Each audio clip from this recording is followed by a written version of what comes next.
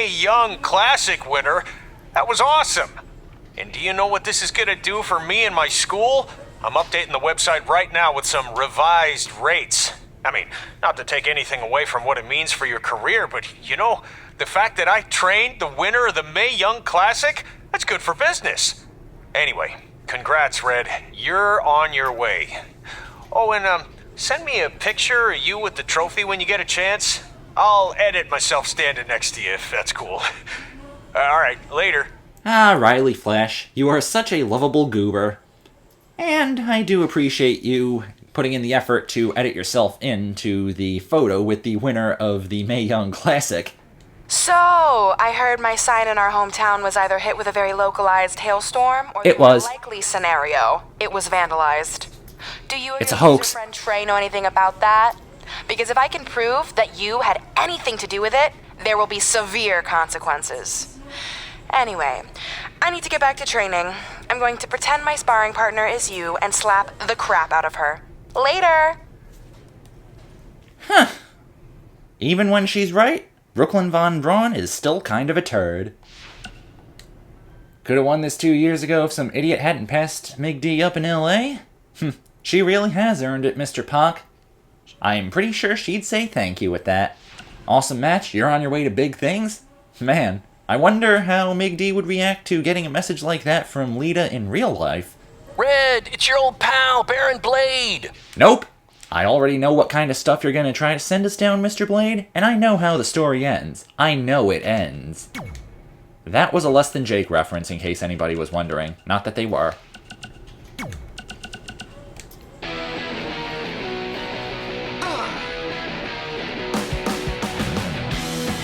Welcome back to a special live edition of Women Who Fight, recapping everything we just saw at Evolution, where Red completed her improbable run by defeating Rhea Ripley to win the Mae Young Classic. Kid, I seem to remember you being pretty confident that Rhea Ripley was going to win the whole thing. I also seem to remember you thinking Io Shirai was going to win it. At least my predicted winner made it to the finals. Okay, so we were both wrong. Okay, but let's talk about what this means for Red going forward. Okay. The Mae Young trophy's nice, but you have to assume the even bigger prize she earned tonight was a WWE contract. Well, yeah, more specifically an NXT contract. I wouldn't be surprised if we see an announcement regarding that very soon. Based on the success of previous winners, Kairi Sane and Toni Storm, I don't think it's crazy to think that Red could capture championship gold in the very near future. Whoa, take it easy there. She doesn't even have a deal yet as far as we know. And besides, didn't you learn your lesson on wrongly predicting the winner of the Mae Young Classic? I'm just saying Kairi Sane won the NXT Women's Championship less than a year after winning the first Mae Young Classic, and then Toni Storm won the NXT UK Women's Championship only a few months after she won last year's Mae Young. There is data to back this up. Okay, but just because it happened for those women doesn't mean it will happen for Red. Well, I think you're getting way ahead of yourself. Okay, we'll revisit this at a later date and see if I was right. Until then, let's get back to discussing an amazing show. Ladies, Mig D is going to go for the gold when she is competing in WWE. Hell, she's gonna go straight past gold and straight up into Platinumburg, baby. And you see this cat here who is at the controls with the dreads and the Eddie Gordo gear? He's her co-pilot on this magic carpet ride. It's carry-on only, and theorizing like that? Well, that just gives us way too much luggage there, sweetie. Good match against Velveteen last week, Troy.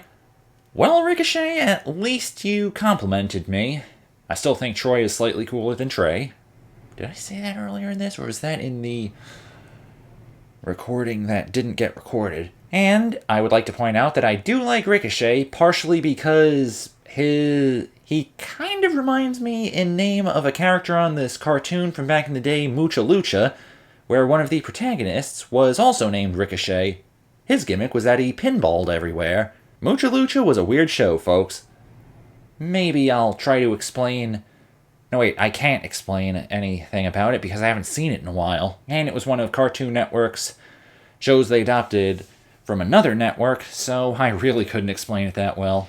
Man, I'm just babbling right now. Hey, Hey, I'll make this quick because I don't know how many minutes you have left on your track phone, but I just wanted to tell you in case you somehow missed all the coverage.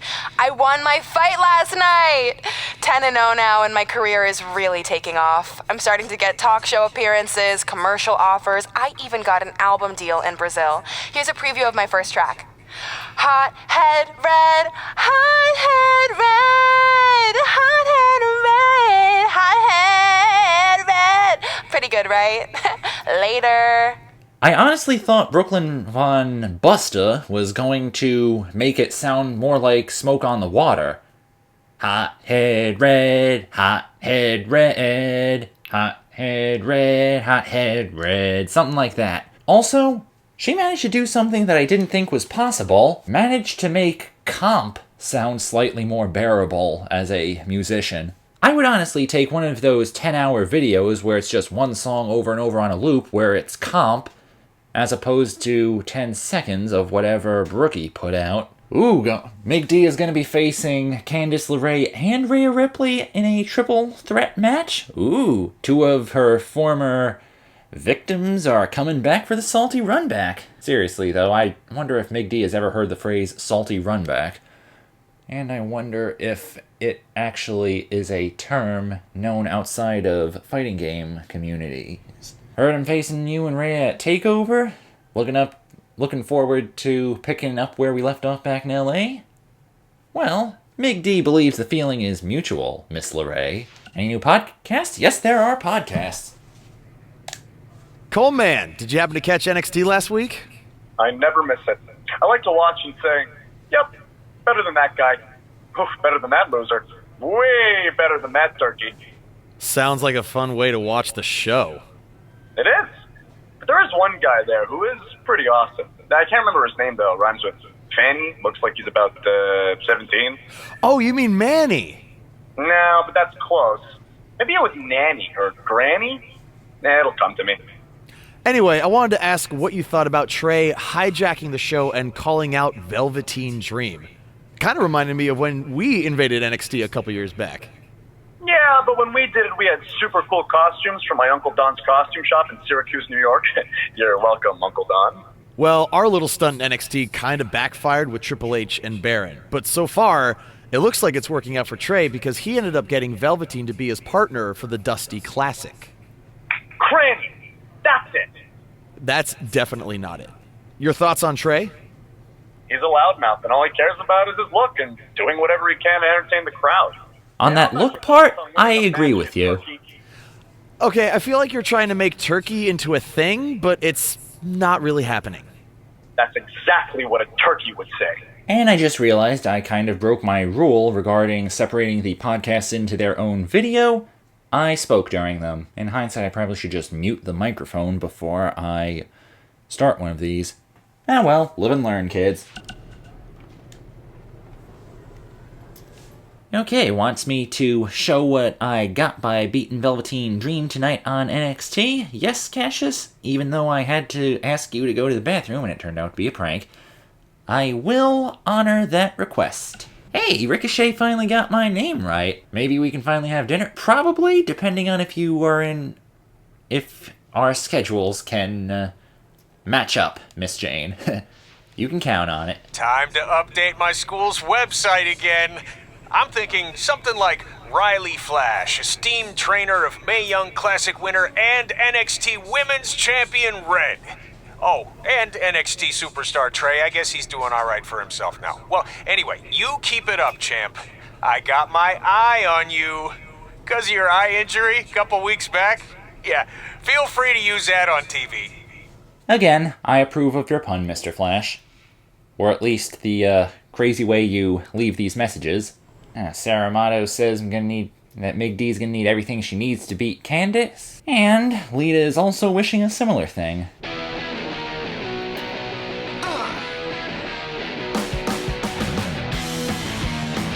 Welcome back to another edition of Women Who Fight with MMA Authority. Hey. Kit Lasco and yours truly, the pro wrestling prognosticator, Robin Ray. Are you really calling yourself that now? Uh-huh, because that's what I do.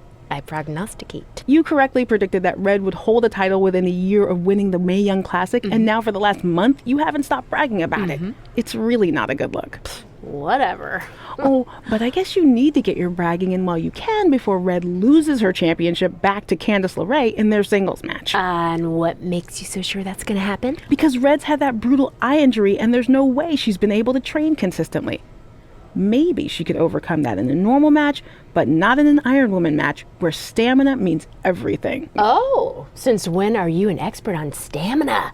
You get winded going up my podcast studio stairs. You mean your parents' basement stairs? Which happen to be very steep. And I'm an expert because I cover MMA, okay? So I know a lot more than you do about how a fighter's cardio and training can affect the outcome of the fight. Fine, fair enough. And speaking of MMA, I have to mention the article you just wrote about how MMA star Brooklyn Von Braun and Red actually went to high school together. I know. That is such a crazy story. Dude, I know. Yeah, Brooklyn only had limited time to talk to me because of her busy schedule, but she had some very interesting things to say about Red and her friend Trey. I'll leave it at that. Well, I won't, because at one point, Brooklyn claimed Red used to change in private after gym class because she had 3 butt cheeks. You gotta read the article, people. Gotta read it. It's crazy. Suddenly I feel a lot better about listening to these podcasts before I do any of the matches because I honestly didn't know that stamina was going to play that much of a deal in the upcoming match Mig D has against Candice LeRae. Also, that 3 butt cheeks joke kind of reminds me of Total Recall. If you don't know what I'm talking about, you should watch that movie. You'll know what I'm talking about when you see him.